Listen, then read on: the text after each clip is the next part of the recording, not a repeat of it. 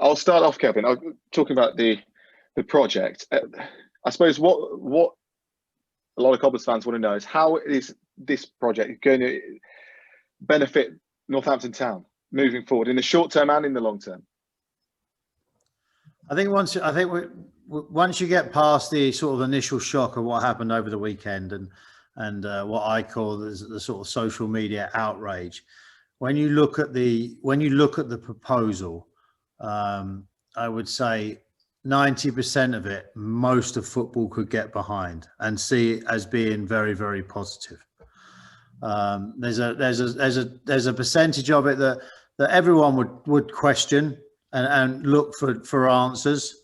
The main contentious issues being the Premier League governance, the League Cup to a degree. But then when you actually then look at the other 90% of it from a Football League club perspective, and if you saw what happened yesterday in terms of the Football League meetings, and I think out of 72 clubs, there was probably only 3 or 4 that voiced any sort of major concerns. From a Football League club perspective, this has to be seen as a potential way forward, especially if some of maybe the governance issues can be resolved, within the Premier League. It could be seen as very, very positive. From a Football League club perspective, certain aspects of it, selfishly are the increased revenue is fantastic.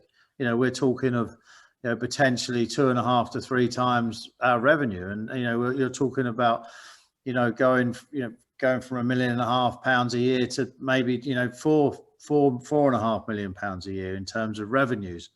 The biggest problem in football that we've had pre-COVID is the reliance on owner funding, and this proposal actually does something to address that, because obviously these discussions were happening prior to COVID, and COVID shone a light on everything.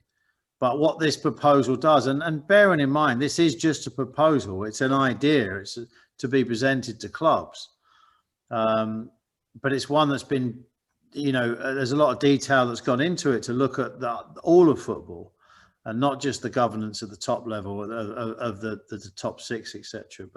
But pre-COVID, owner funding was an issue in the Football League especially, and this goes a long way to address that issue. And that what that does, it talks about that really talks about sustainability of football. Bailouts, rescue package are essential at the moment because of COVID. But bailouts and rescue package will only get us back to where we were, and where we were wasn't sustainable. So from the club level, we've looked at this in detail and talked about it in detail within the club, and we would be supportive of a proposal like this. Obviously, like with any proposal, there are going to be some details that need to be ironed out, but overall, this has a chance to make League One and League Two, especially with salary caps in place, and possibly the Championship, basically the majority of clubs sustainable from the start, which is just such a massive difference to football in general. So we're going to spend the next few days, we're talking. I've emailed Andy at the trust to talk to the trust members, and we're going to do something on Friday with yourselves at the BBC, and to talk to fans and answer fans' questions. But it's called Project Big Picture, and we can't lose sight of that big picture and lose sight of the positives that are in this proposal. Are there any areas of concern for you? Any areas of it that you don't like?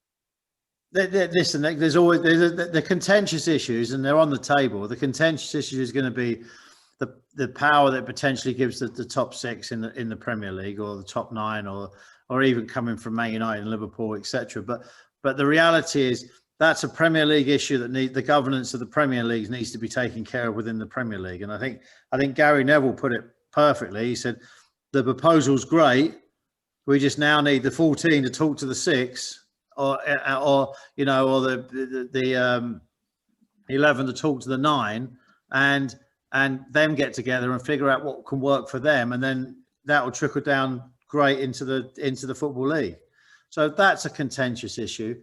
the League Cup's a contentious issue. I'm a traditionalist, and I like the League Cup, and so it'll be a shame if we had to lose that. But if that was what we lost to ensure that Northampton Town Football Club was sustainable, properly sustainable, independently sustainable for the foreseeable future, then I think it's a sacrifice that we would have to accept, revenue wise. And it's not all about money, but revenue wise, what we're talking about,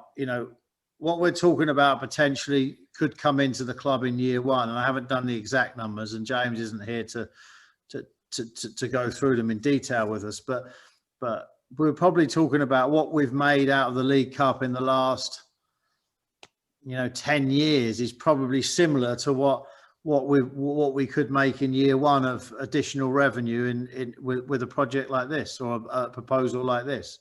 And that's even playing some pretty big games in the League Cup too.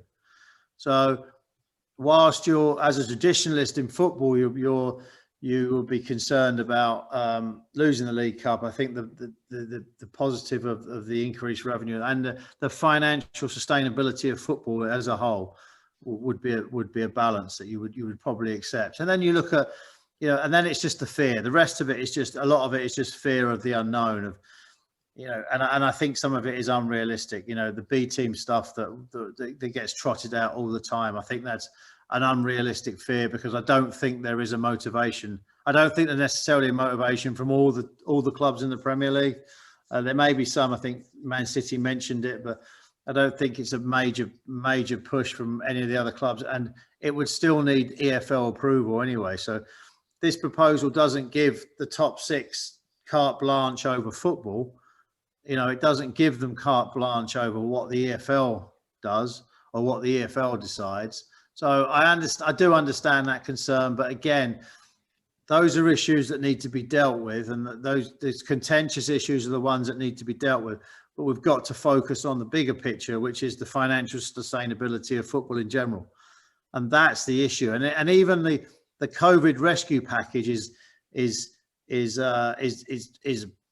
a part of it, but it's only a small part of it, because that's important, and it's imperative that the Football League, especially with crowds not coming back today, it's imperative that there is some sort of rescue package in the Football League, because clubs are struggling, and clubs will go under if we don't get something like that sorted.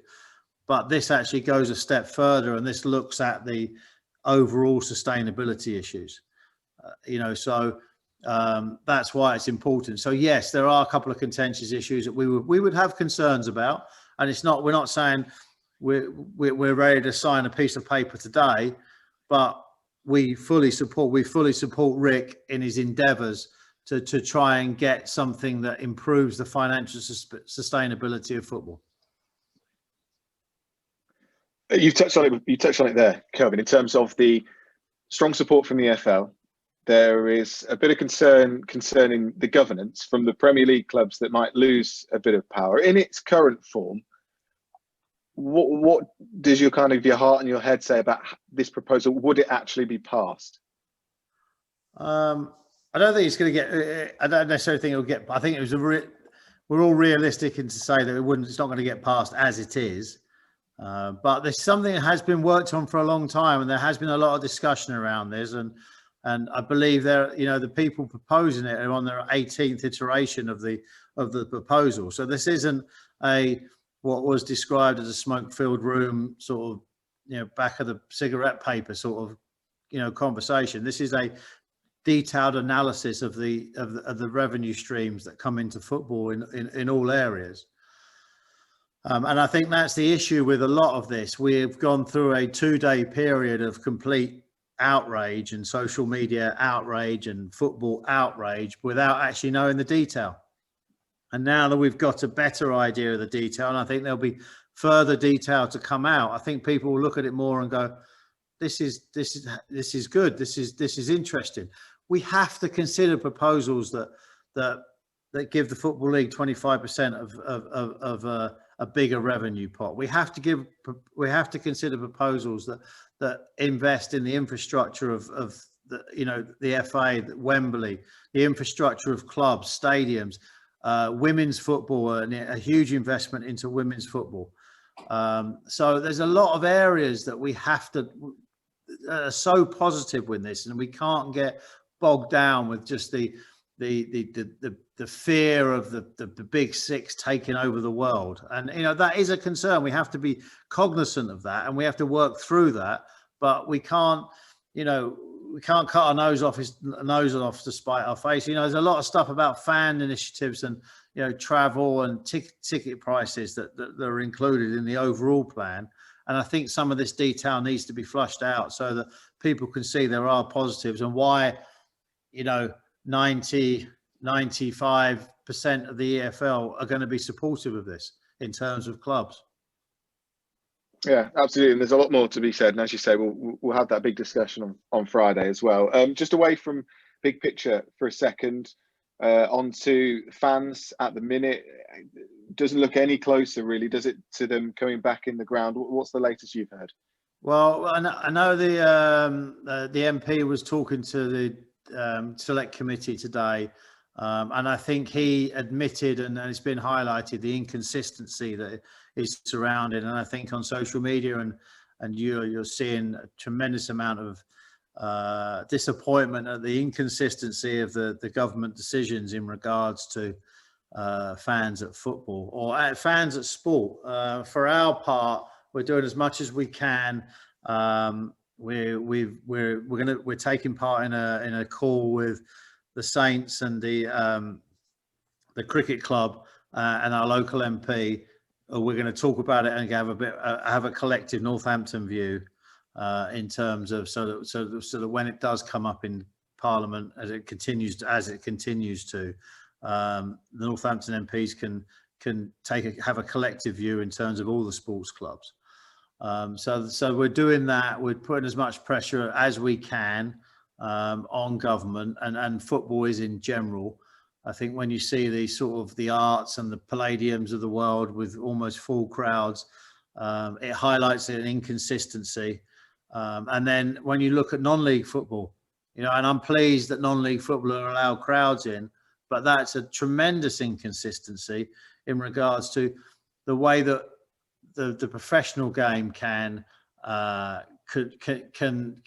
bring fans in safely, and all the pilots are in the professional game. And we've proved many times now that we can have fans in the ground safely, and we have the regulations in place. We have the support infrastructure in place. We have the social distancing measures planned out. We have safety advisory groups that we have to get everything approved through.